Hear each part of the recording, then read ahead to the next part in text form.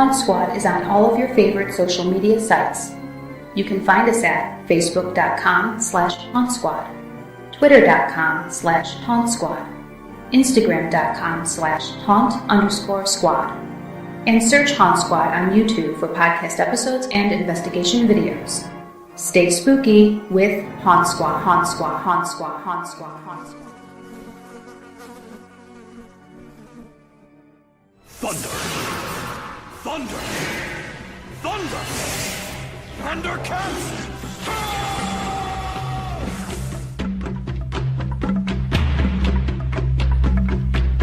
In a world filled with supernatural phenomena, 3 explorers of the unknown answer the real questions concerning the field of paranormal investigation. Vinny Gomez, Natalie Jane, and Mike Wolfer guide you to the depths of paranormal studies, creepy movies, games, and comics, and more from the world of horror and geek culture. Turn out the lights, turn on your EMF detector, and prepare yourself for the Haunt Squad podcast. And it is more fantastic, more enchanting, and more powerful than anything you've seen before. The ultimate futuristic fantasy epic. All right. Woo! Well, how you doing? I'm Vinny. I'm Mike. I'm Natalie. And we are Haunt Squad, taking you through the paranormal, comic books, horror, movies, anything comic and horror related. Everything. Oh my God. Everything. How you guys doing? I'm good. Awesome. Good. So today, what's the topic for today, Mike? Actually, our main topic is going to be animated films. Mm-hmm. Cool. The greatest. The greatest. The epitome of perfection and expertise and, well, or maybe not. Let's go with maybe not. Mine's kind of in between. But, okay. To begin, you know what I want to talk about? What's that? Kickstarter. But but not me. but not my Kickstarter. Oh. I am currently running a Kickstarter, though, for Widow Archives Volume 5. Oh. It's funded and it's going really well. But what I want to talk about is little updates on various projects that are out there that are really super cool. The first one I want to mention is Seamstress. We talked about this a few weeks ago. Yes. That one, unfortunately, did not meet its funding. Oh. Which I don't understand. I still don't get it. I don't understand what the hell the deal is and why it did not get better support. But it got really close, and that's cool. And they should be proud of that accomplishment. Mm-hmm. It would have been nice to see the project come to fruition, but you know, you can always try again. Yeah, they can do it again. Yep, definitely. Absolutely. Do a little more, a little more networking, a little more advertising. Maybe they can talk to you.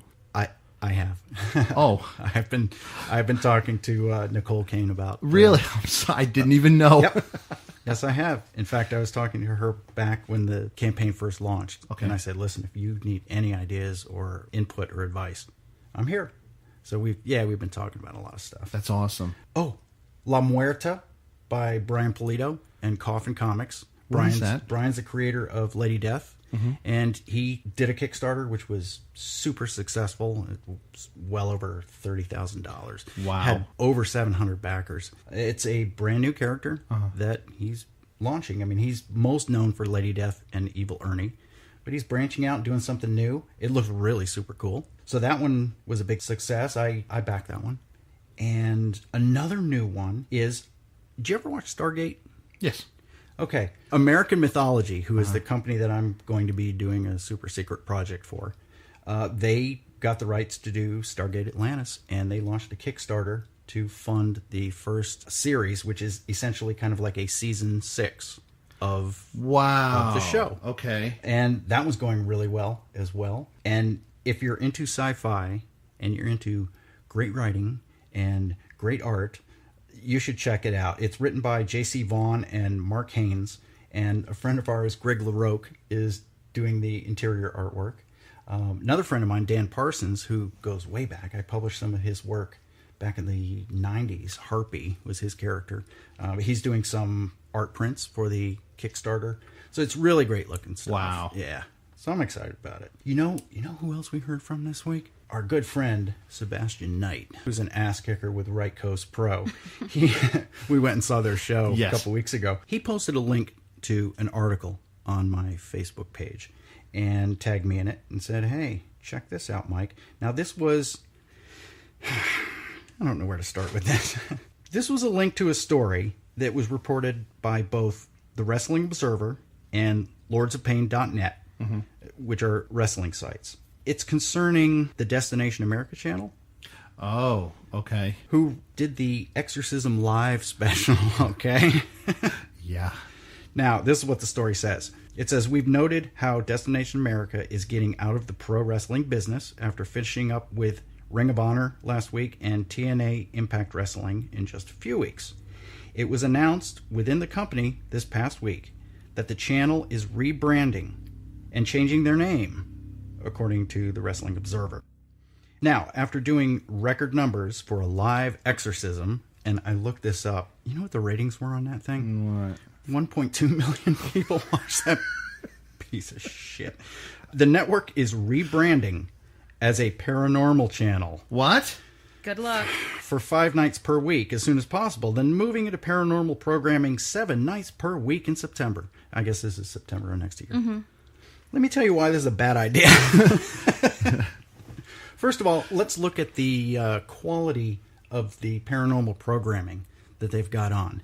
You know what? If you want to watch entertaining, crazy, fanciful, just silly paranormal shows, this is the channel for you. But if you are serious-minded and you want to see real science and real investigations and not a bunch of bullshit, this is not the channel for you. And, okay, great. They did incredible numbers for that Exorcism Live show because a lot of people watched it out of curiosity. I watched it out of curiosity. I couldn't turn it off because I couldn't wait to see how much worse it was going to get. Right. And I think a lot of people tuned in for the same thing. Okay. So they're banking on that and going, look how many people love us. We're going to totally rebrand the channel. Yeah, we're laughing at you. Have you seen the ratings for paranormal shows in the last, let's say, 5-6 years? They have plummeted. Mm-hmm. Really? It was hot for a while. It was trendy, and it's dropped off. If you look at any of the paranormal investigations that go on, publicly, things that you can attend, there are far less than there used to be, let's say, 5 years ago. Because, people just, I saw it, did it, whatever. Yeah. There's not the interest that there was. There still is interest. But I think the viewership is shifting, and I don't think they're going to have enough solid viewers to make this happen and make it work and make it last. Well, guess what, Mike? I put in our application to be on the show, and we are on the show. Okay, yeah, we're gonna have our own show. They're just gonna follow us around. Haunt Squad, and there's a few things that we're gonna have to change. What's that? Well, we have to start lying. Number one. Okay. We have to start making stuff up. We have to start taking established written history, just rewriting it however we want. Okay. Just, spice it up. Spice it up. I don't see a problem with any of this. Hell no. Who cares? As long as you got the numbers and those checks are coming in. Exactly. Yeah. We definitely need a wardrobe change. Oh, that too. Yeah, really. for Shit. sure. I need to start working out. Oh, you don't need to work out. I got to work out. Yeah, all those sleeves on the Haunt Squad shirts that we have for sale. Gone. Rip them off. No more sleeves. So anyhow, enough of that. I just, oh man. Well, you don't think you try watching it just to see what's out there? No. No. Because I know what's out Yeah. there. I've seen the shows. We know. So our next topic. The big one. Ah, yes. Okay. Hold on, sorry. That didn't sound right. I was redo reading that. the wrong paper. The medium-sized one. Animated films. The best animated movies. Although, you know what? They don't necessarily have to be the greatest examples of animation. Yeah. But it's something that means something to us, I suppose. Yeah, it's just something we've enjoyed. Okay. Our personal favorites. Does that make you feel better? Yes, it makes me feel a lot better. Because I was under a lot of pressure there. Okay, yeah. Okay, I'll start. 2 weeks ago? Mm-hmm. Yeah, 2 weeks ago, I talked about this movie. It's called Fantastic Planet. Came out in 1973, so I'm not going to go over that all again. Right. Incredible movie. Incredible animation. One of the things that I did not mention about it was the style of animation. And it's called cutout animation, in which they actually, they've got their painted backgrounds and they're fully painted characters, but they're actually cut out of paper. Yeah. kind of like South Park, although that is done on computer to make it look like it's cut out paper. Right. This was actually cut out paper, so all the people's arms and legs and limbs and everything, they would move them like little paper dolls. Gave it a really kind of bizarre, creepy feel. It was realistic, yet not. That movie was trippy, man. Fantastic Planet. Check it out. But my real number 3 is Wizards. Ralph Bakshi movie. Came out in 1977. They've shown this on El Rey Network a few times. I saw this in the theater when I was a kid. And when I was little, there was a lot of Disney movies. Mm-hmm. A lot of that kind of G-rated stuff. It just never appealed to me. Wizards was, I believe, PG. It must have been PG. Definitely was PG. Because there was some crazy violence and stuff in that movie. The basic premise is it's 3,000 years after the Earth has been destroyed by nuclear war. And humanity has kind of rebuilt itself. But there are elves and fairies and magical creatures like that. There is a kingdom called Montagar. And I think she's the queen. She has 2 sons, Avatar and Black Wolf. Can you guess which one is going to go bad? Well, after the mother dies, Black Wolf tries to, seize the kingdom, and Avatar boots him out to the land of Scorch. And he's kind of deformed. Okay. Black Wolf is. He's got one arm. Actually, maybe both arms. They're kind of like skeletal. Really? Mm-hmm. Like just bones, and he's really scary looking. He's out there just stewing. He's pissed off. He wants to rule the world. And he has his own army of soldiers, kind of like stormtroopers, actually. Oh, really? Yeah. Okay. In a sense, they all have these gas masks and these identical uniforms. He's looking around, exploring through the remnants of what was left of modern society. And he finds a movie projector and some films of Adolf Hitler, Nazi propaganda films. Okay. And he watches these things, and he's like, holy crap, this guy was onto something.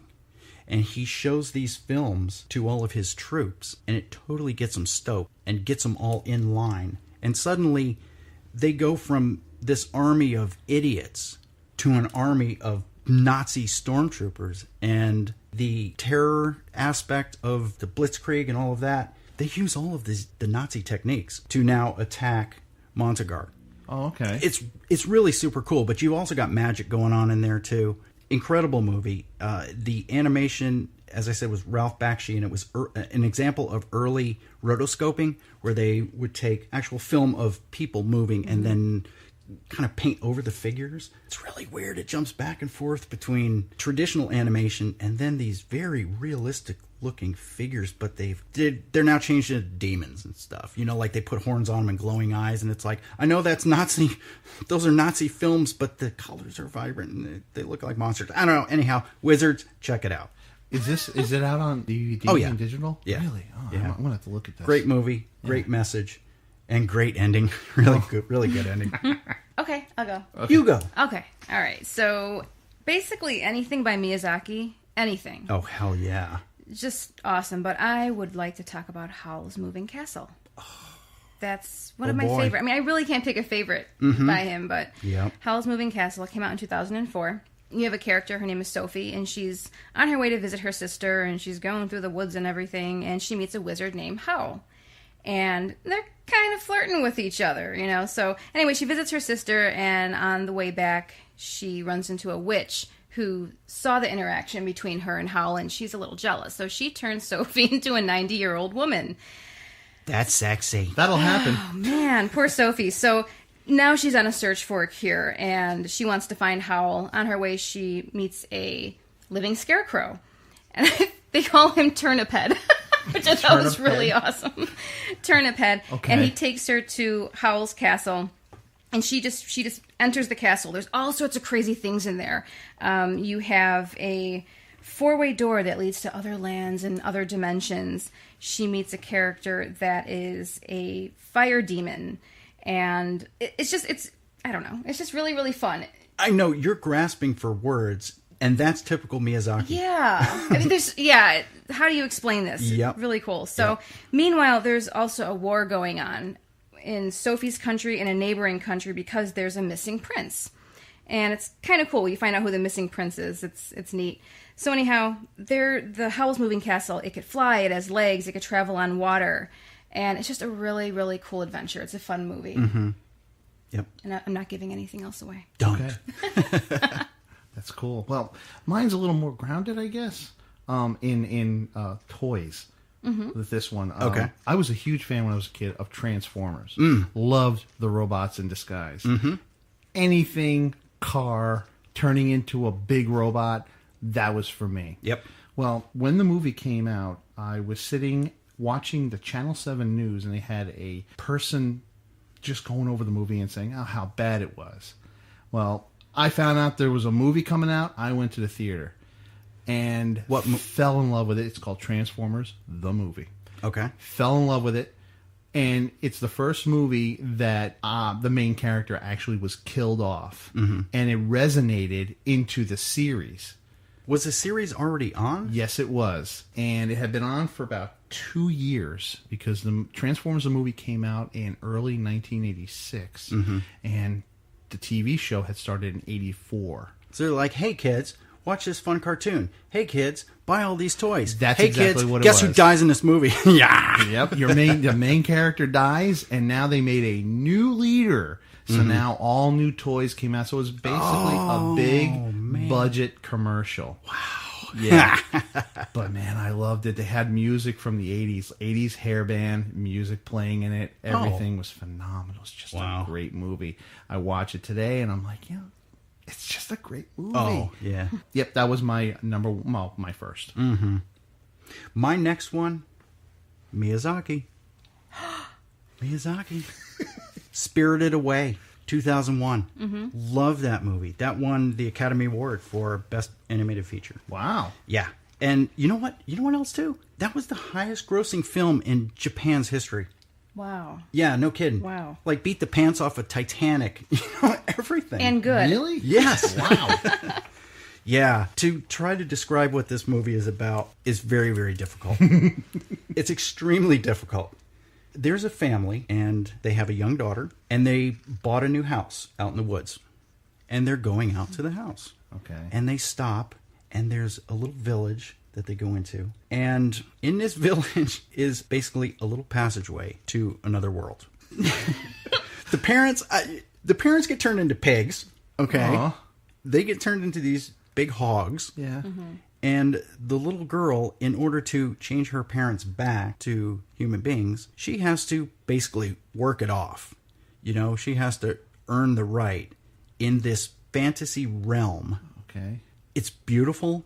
It's haunting. The animation, I don't even want to talk about the animation because it's just absolutely incredible. But it's filled with, I don't know, like bouncing severed heads and giant screaming babies and guys with multiple arms and big mustaches, and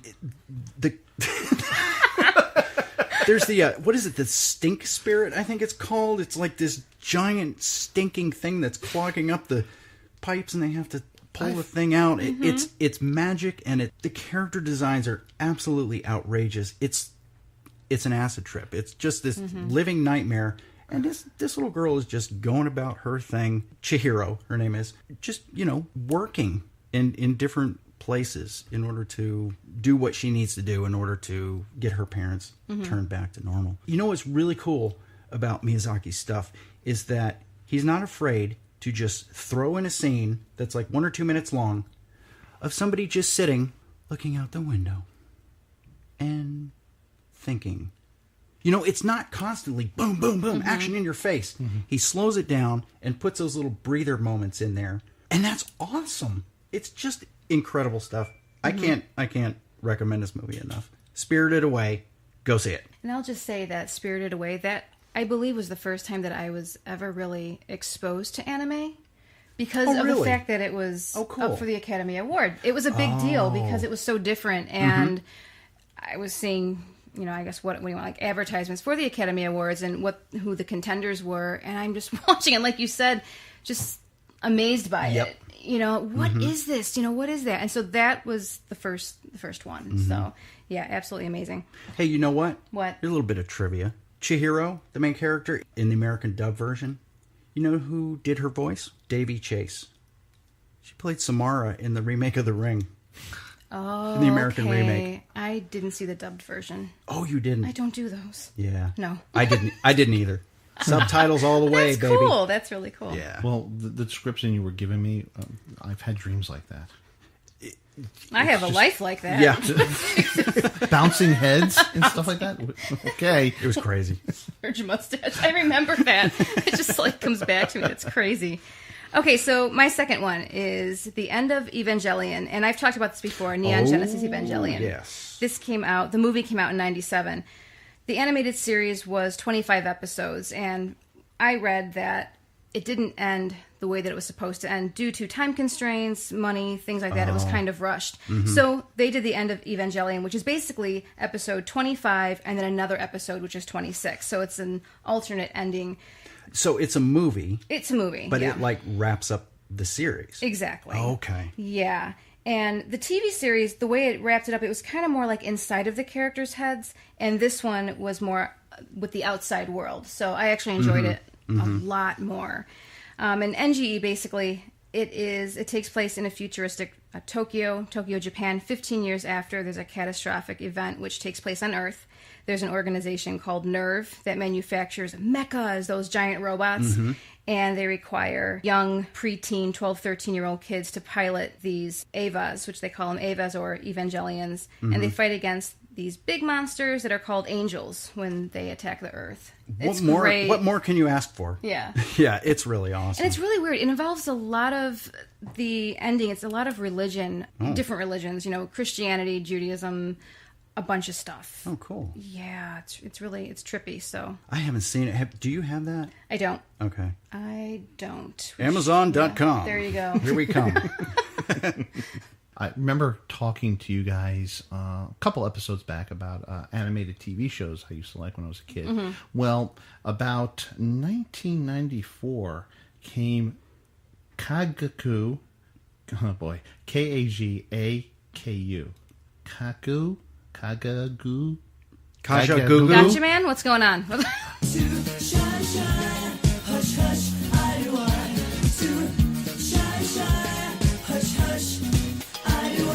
It's basically a G-Force Kagaku Ninja Kai Gatchaman. And it was originally released as a 3-part mini-series, 45 minutes each.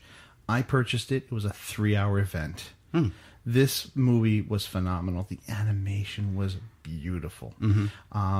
Basically, it's the same thing. It was the TV series wrapped up in 3 hours. That's what it was. Oh. A band of teenagers are brought together with all these great martial arts abilities to form these bird group. Okay? And they are fighting the forces of Galactor. I don't know who he was, but he was a part woman. He was like a sort of female, but he had a male voice. And it's really weird stuff. But man, the art was great. They had the big robots, the big monster robots. They had to use the jet to turn into the Phoenix and kill. It's just, I'm a kid all over again. When I saw that, I was just, they updated. It's great. And I just found out that they actually came out with a live action version of this movie in Japan. Well, guess what? I'm going to be purchasing that baby too because I want to see it. The cover looks fantastic. I saw the trailer for it. Did you really? Really I've cool. never seen it. Yeah. Really? Oh, Yeah. I can't wait. I'm grabbing that. Yeah. Awesome. But that was another one. That was one of my favorites. Guess what? We're still in Japan for my number one. Ooh. I definitely see a trend here. Uh-oh. My number one, best animated movie of all time, Akira. Yeah. 1988, Katsuhiro Otomo directed and wrote that. It's based on the manga that he did. He was actually in the middle of putting the comics out when he started the movie. So the story in the books was still ongoing long after the movie came out. So, he kind of compacted his story and wrapped it up differently than what happened in the comics. But basically, again, it's another sort of post-apocalyptic thing. Neo-Tokyo is the setting. It's after, like a nuclear blast or something destroyed the city. They've rebuilt.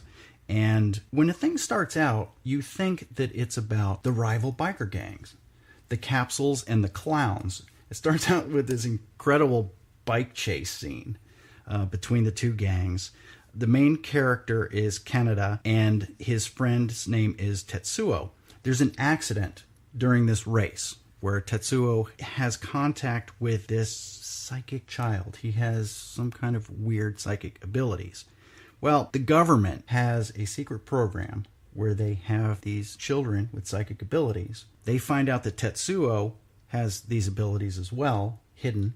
Nobody knows about him. Well, they get their hands on him. They imprison him. And it turns out to be, I don't even know what, it's science fiction, I guess you would say. Mm-hmm. But there is a lot of humanity to it. The psychic children, they're evil, yet they're not. And all of the characters are incredibly fleshed out. So you really feel for them. The animation is absolutely mind-blowing. Complete full animation is not that, limited animation stuff where you see the figure and only the mouth is moving. It's incredibly lifelike, unbelievable. Like I said, the characters are really cool. And what it comes down to is Tetsuo, he knows he has these powers, and how he chooses to use them is a bad thing. He loses it. And he starts transforming, like morphing into a creature that is not exactly human. And he can change his limbs into these disgusting, fleshy, gigantic, tentacle-covered things. And it's really scary stuff. Mm-hmm. Fantastic movie. Wow. Unbelievable. Wow. Number one. Number one? Yes. Yeah. Number one. Number one. All right. Mine is Paprika. It is from 2006. But basically, you have a machine that's been created, which allows people to record and watch their dreams. And therapists use it for dream therapy. They enter their patients' dreams and try to help them throughout that. Well, it's been stolen from the research facility. Mm-hmm. Big trouble. And what you find out is one of the therapists, one of the doctors, her name is Chiba. She's been using it illegally to go out and help people outside of the facility. She's not really doing anything bad, but you're not supposed to take it outside the facility. So she's trying to help people outside. So you have three doctors, Chiba, Tokita, and Shima, who are trying to identify and capture the thief. And when Shiba's been going out to help people outside the facility, she goes by the name Paprika. That's her alter ego. Oh, okay. So there's all this craziness going on because the thief, whoever it is using the machine to merge dreams and reality. And Shima goes crazy. He has an accident. And Chiba and Tokita both use the machine on Shima to see if he knows anything, if they can figure anything out through his dreams. And they discover someone in his dream, and they believe that it's now an inside job. So it gets really, really trippy. And like I said, the thief is using this to merge the dream world and reality. So it just gets a little crazy. Japanese? It's really good. Of course. Yeah. Yeah, all three of mine were Japanese. I haven't seen that one. In fact, I had never heard of that. Okay. Do you have that on DVD?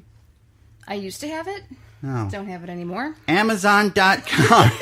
The name of it was Paprika? Yes. I have that in my cabinet, actually. Do you? Do you really? Yeah, you didn't watch it? We used Oh, it. for Christ's sake, Vinny. Oh. That's terrible. All right, well, something terrible here. It's not my number one, but I have to mention it because I watched it a lot. Mm-hmm. Ugh.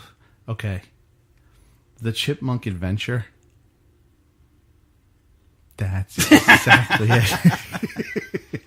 Whatever. It's your pick. Well, it was my pick due to the fact that what Mike was talking about when it came to the animation, when you have just the mouth moving but the jaw doesn't move, and the limbs move, but this was actually done all by hand. Every cell was drawn. Oh, yeah. And the animation was, again, really good for a chipmunk movie. When did it come out? In 1987. And it was, again, basically the chipmunks compete against the chipettes in an around the world race.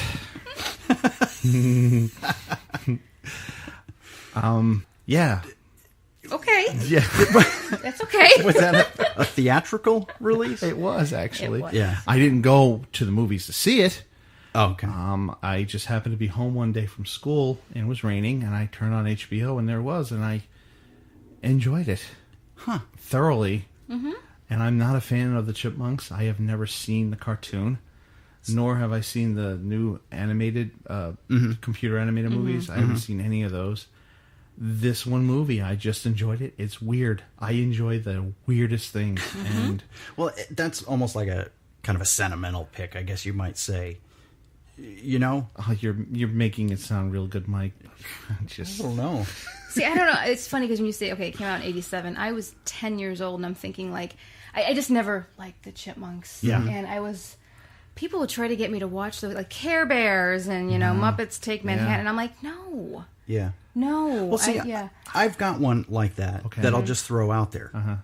Star Wars, Clone Wars. That's great, though. Okay? It wasn't the best, but it was really cool. Yeah. And when you sit your ass in a theater seat and you watch that on the big screen, and it's got the great Dolby surround sound, it was really awesome. It wasn't the greatest Star Wars story, but for what it was, I thought it was great. And a lot of people, you know what? I think it's got like 18% approval rating on Rotten Tomatoes. Everybody hated it. Everybody just, reviewers trashed it when it came out. But I said, hey, I'm going to the movie. We don't have any more Star Wars. Here's something. It's something. And it was fun. Yeah. And I the thought it visuals, was, the yeah. visuals were I great. didn't like the first one, but the second one and the third one were good.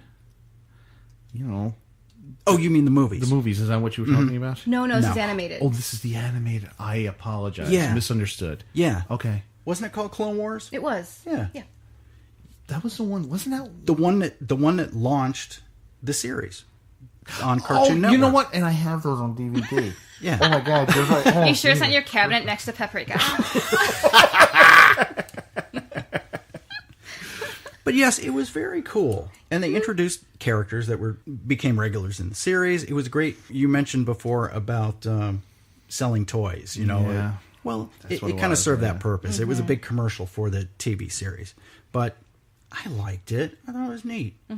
And, I think people had their expectations were way too high. They thought they were going to be getting another, well, not Phantom Menace, but Attack of the Clones. No, it was meant to appeal to a younger audience. I mean, that's why they did it animated. So with that proper frame of mind going in, I'm like, I'm going to see a Star Wars movie made for kids. That's exactly what they delivered. I thought it was good. So screw you, reviewers.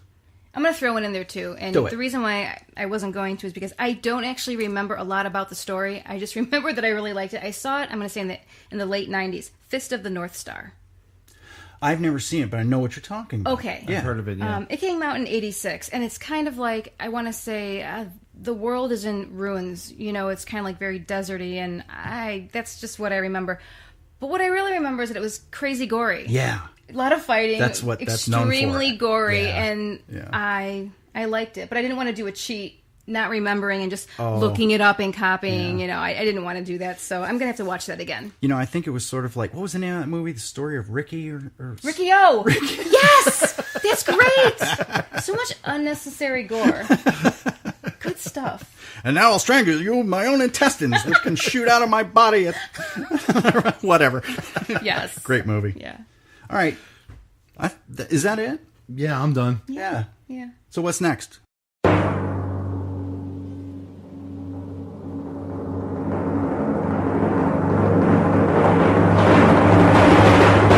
Question everything.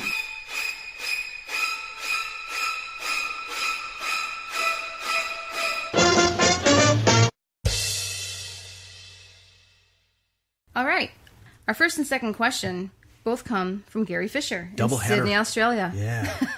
Oh, Gary. That guy is full of questions, man. He is. Which is great. Yeah, we love it. So, all right. First, great podcast, guys. I have a question for Mike. When you're drawing or writing, do you prefer to do one-issue stories or long story arcs? Good question.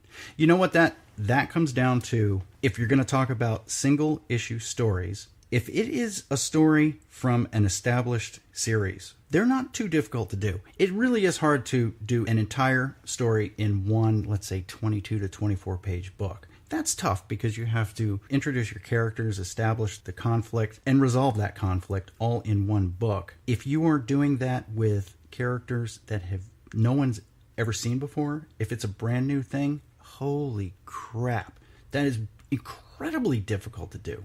Because you have 24 pages to do all of that stuff and make people care about characters who they've never seen before. really difficult. But for example, the Night of the Living Dead books that I did a couple of one-shots. There was the Fear book and the annual. That was easy to do, a one-issue story, because everybody knows the concept and the premise, and I was able to bring in characters who had been in different prior miniseries. I do prefer to do longer story arcs, though. And typical in comics, they tend to be 3 issues. Everybody goes with 3-issue miniseries. I find that that's not enough because I like to talk a lot. No. Yeah, I can't quite get everything in that I want to say in 3 issues, so I like to go with 4 or 5 if possible. For example, Orgy of the Vampires, that's going to be 5 issues. It needs to be. I have way too much to say. So there you go. That's my answer. That's it? All right. Hey, Mike, just a follow-up. Wow. Do you, instead of somebody saying drawing, does it sound better when somebody says illustrating? Or do you... Sounds fancier. Okay, so you don't really care. Hey, Mike, when you draw something, or is it more like, hey, Mike, when you illustrate? Nice voice, Vinny. Thank What's you. going on? Well, I'm just trying to get by that. I'm trying to figure out what's better terminology to use toward you. Well, I tell you what, it makes a big difference in the checks because illustrators get paid way more than artists. Okay. No. So, but you don't really give. Okay. I don't care. You know what? The only phrase that I don't like used is sketch. Oh. Don't like that. Because I get that a lot at conventions. People will come up and look at a completely finished piece of art, fully inked, colored, and they'll say, that's a nice sketch. No, I'll show you a sketch. I get pissed off. This is a sketch. Yeah. The sketch is, I rubbed this pencil across this paper a little bit and shoved it in your face. There's your sketch, There's your buddy. sketch. Yeah, I don't, yeah. But that's a personal thing. I know. I don't yell at anybody for it. I wasn't sure because, when you and I talk concerning your art, I don't know if it sounds better me saying when you're drawing something or... It all depends on how fancy you want people to think you are, Because I can walk around and say, I draw comic books. But if I'm trying to impress somebody, I'll say, I'm a graphic novel illustrator. Oh, boy. Yeah. Okay. Yeah. Okay, next question. All right, Gary's second question is, the headline is, Tom Cruise in talks for the Mummy reboot. Gary's question is, what do you think? All right, well, we're done for today, guys. This came from Facebook. Gary posted a link to a news story about they're trying to get Tom Cruise attached to the Mummy movie, which is going to be the first in the string of Universal Monsters reboots. There's very little information out there. I mean, there hasn't been any plots or anything like that put out there, so we're all guessing. But I think they said they were going to be set in modern day. I'm pretty sure. Okay. I didn't even know that they were planning on redoing the series. Yeah. Because they did it in the 90s with Brendan Fraser. And it's not even 20 years old. Yeah. Well, I don't know. I mean, I think it comes down to, they said, hey, what properties do we have that we can make some bank on? I'm like, well, we've got all those monsters. Let's bring all those back. Do a interconnected universe so that all the movies, all the monsters are connected to each other. Through, Let's do the Marvel thing. I think it could work, but I don't think it's going to work. Yeah. You know why? You know why I don't think it's going to work? Why? Because they're going to rely too damn much on digital effects and how freaking crazy blockbuster summer action film bullshit we can, you know what I mean? Instead of making a movie on real sets, go to Pinewood Studios and dig up those old Hammer sets, film it on real sets using traditional practical makeup effects. Make it dark, make it scary. Do that. That would work. That'd be freaking awesome. But I know what we're going to get. Oh, helicopter chases and this tank drove off the top of a building. Especially if Tom Cruise is in it. And Tom Cruise running Yeah. away from stuff. It's going to be a lot of digital stuff. You're going to see a lot. And, the great thing about those old Hammer films was the fact that the people doing the stunts were doing the stunts. They weren't like little digital marionettes that were like, look, he can fly, he's jumping, doing, You felt that it was real. If somebody fell down, they were really going to hurt themselves on the set, Yeah. But when you watch the new movies, it's like, everything's fine, everything's safe. Oh, yeah, like you were talking about Fast and the Furious. Oh, yeah, cars can fly. Sure, they can defy gravity and do all this crazy shit, Yeah. And that's what I'm afraid they're going to do with these. I hope I'm wrong. I hope they say we're going to make them as traditional as possible. That would be freaking awesome. Make them scary rather than make them kid-friendly, PG-13, action, adventure blockbusters. I hope they don't do that. I've been We'll see. surprised. I've been surprised with some of the stuff that they've been coming out with lately. Who? Well, let's look at Jessica Jones, the Netflix series. Nobody thought Jessica Jones, and they're like, But surprisingly, the story's not bad. The effects are not bad, and it's a TV series. You never know. They might be able to do something with this. Do I want to see it? No. I kind of like the old stuff. Yeah. But you never know. They might have a good twist on the story. I don't know. I have no clue. If they're modern day, that kind of scares me too. Because I didn't realize it was modern day, though. I don't want to see those monsters dealing with cell phones and satellite tracking and all of the things that they could possibly. Yeah, the one with Brendan Fraser was set back in the was it the 1920s or the 19 No, I don't know. Yeah, something like that. I don't know. Yeah, that series started out okay, but again, they were like, you know what else we can do because we have the digital effects. We can do this and that, and it got kind of The first control, one. The first one was good. Yeah. I kind of stick with the first one. After that, it kind of got ridiculous. But Yeah, from what I know now, I can't say that I'm interested at all. And the ones with Brendan Fraser, I'm not a fan of Brendan Fraser. I don't care for his acting, so that kind of spoiled it for me. So I saw the first one, the second one, and I said by the time Scorpion King came out, I was just like, okay, I'm overdone. Yeah, I'll stick to Karloff and Cushing and Lee. Those are the true ones for me.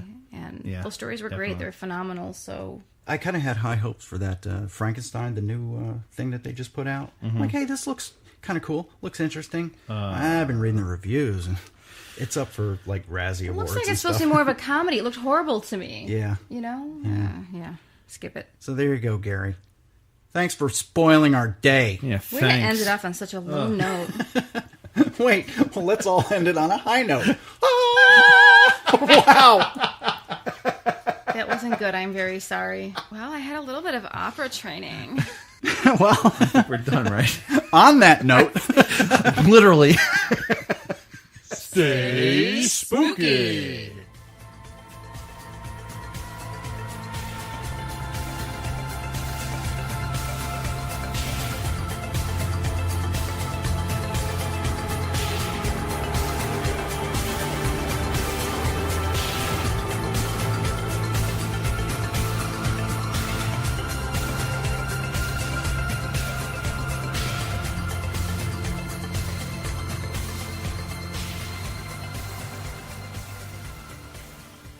Autobots, transform!